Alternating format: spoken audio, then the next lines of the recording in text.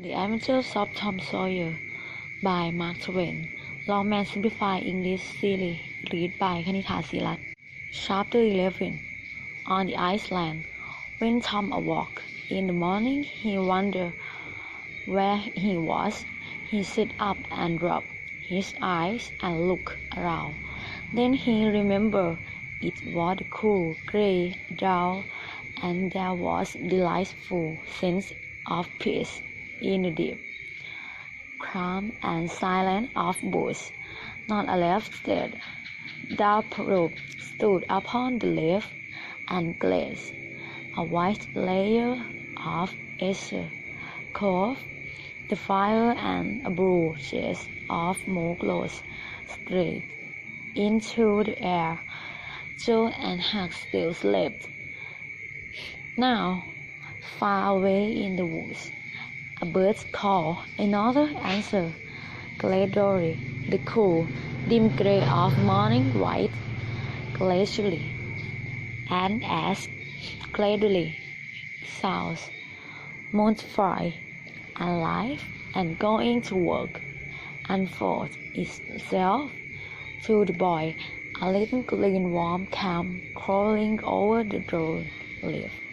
Tom sat as still as a stone, with his hope leasing and failing as the creature still came towards him also, and transcended to go elsewhere.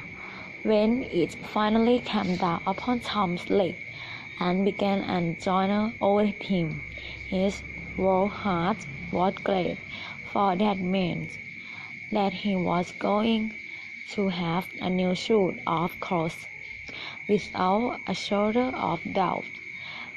A glorious, practical uniform, now a procession of ants, appeared and went about their labors. One stuck with a dead spider 5 times as big as itself, and dragged its tail up a tree trunk.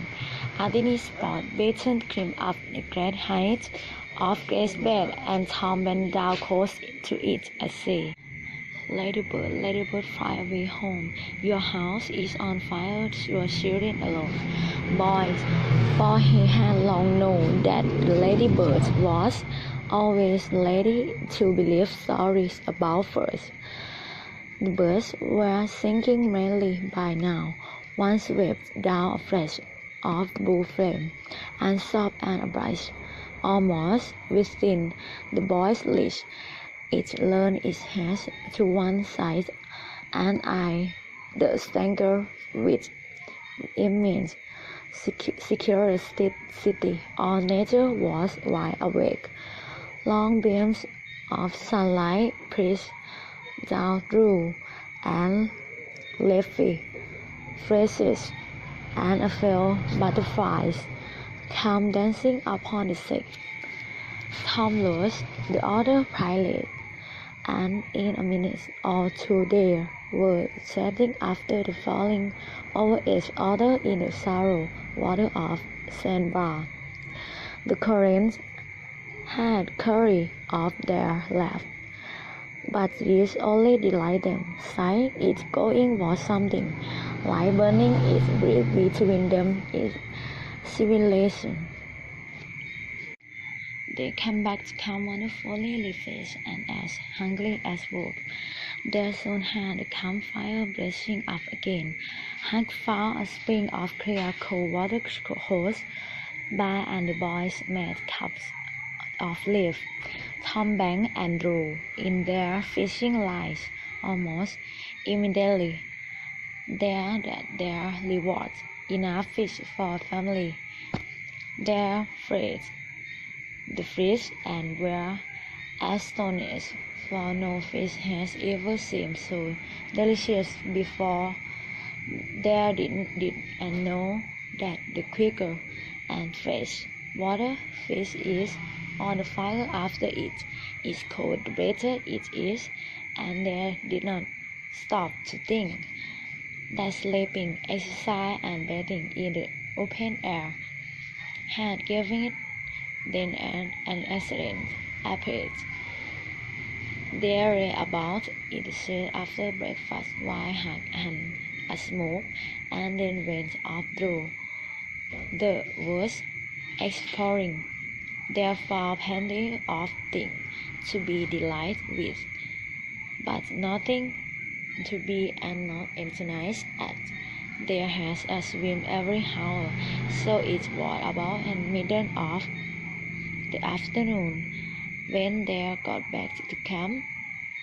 They were too hungry to stop to fish, but they had a good meal of meat and threw themselves down in the shade to talk, but the talk soon began to drag and then die.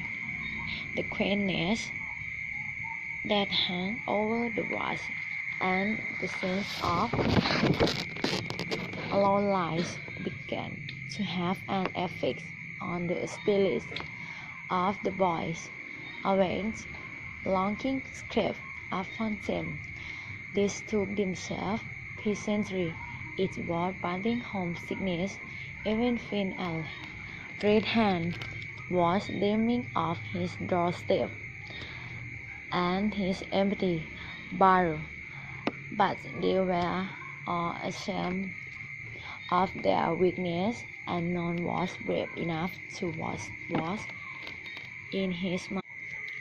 For some time now, boys had heard an peculiar sound in the distance. On hearing a louder sound, the boys started groaning at each other, inquiring, and listened. There was a long silence, deep and unbroken. Then a dull sound came floating down out of distance. "What it is?" asked Joe in a whisper. "Let's go and see," said Tom. They sprang to their feet, hurried to the bank facing the village. They parted the brush and peered out. The little steam ferry boat was not transporting people from bank to bank as usual, but was about a mile below the village. Her deck seemed crowded with people. There was many small boats being rowed about or floating with the current in neighborhood of the ferryboat, but the boys could not see what the men in them were doing. After the time there was the puff of white smoke from the side of the fireboat, and as it rose, Alice could that same sound was born to listen again. "I know now," exclaimed Tom. "Somebody's door." "That's it," said Huck. "They did that last summer when Belle Turner was door. They shoot a big gun over water, and that makes the boy come up to the surface." The boys continued to listen and watch. Then a living through flashed through Tom's mind, and he exclaimed, "Boys, I know who are those. We are their fellows, like heroes in an instant." There was mist. They were being waved over, hearts were breaking for them, and best of all, there were the talk of Moho, Town, and envy of all boys. This was glorious.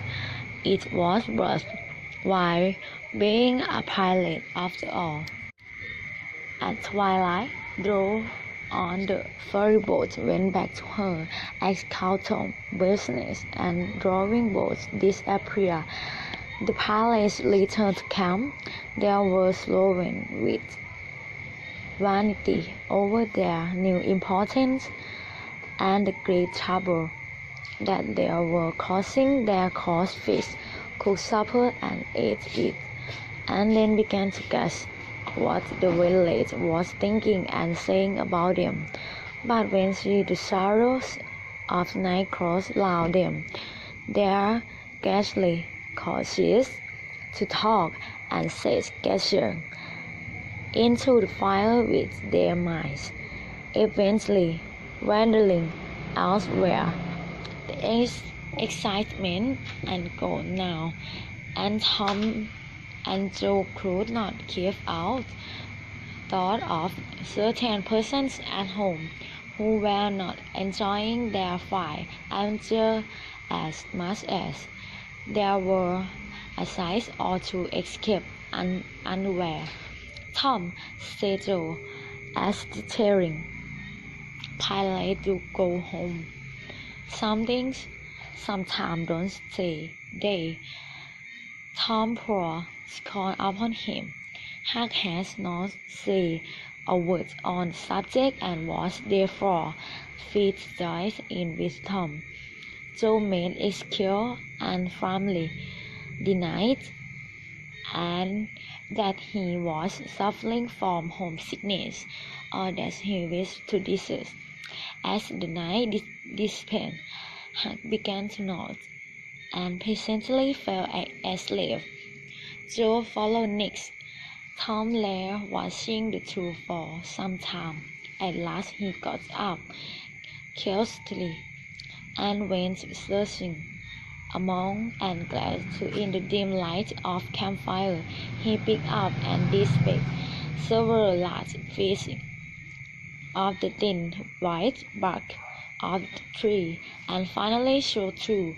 Then he knelt by his fire and wrote something on each of these pencil on her own note and put in his coat pocket, and he ordered he put in Joe's cap, together with certain invariable schoolboy teacher, among them a piece of chalk, a rubber ball 3-fish hose, and a special kind of marble.